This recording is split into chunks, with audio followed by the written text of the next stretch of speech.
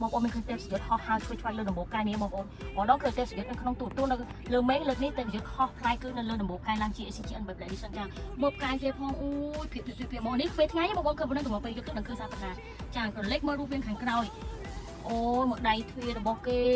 ក្អីរបស់គេនិយាយថាពីអែមិនបងនេះពណ៌ទឹកសមុទ្រលេពណ៌សឆើតឆាយស្អាតមែនទេបងប្អូនអត់មានលេចធ្លោទៅណាទេគឺទីមកគឺភាពថ្លៃថ្នូរតែម្ដងចា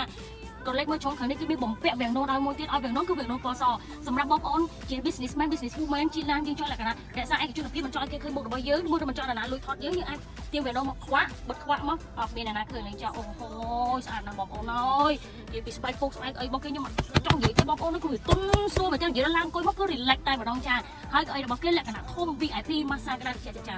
បងប្អូនស្រឡាញ់ឡានប្រភេទ VIP បែបហ្នឹងកុំគិតតែទៅយក choice auto ឥឡូវនេះមកសួរមកមើលមកប៉ះបានចាណាបងប្អូនអាចមកមើលផ្ទាល់បានខ្ញុំមានតែប៉ុណ្្នឹងទេសូមអរគុណបាយបាយ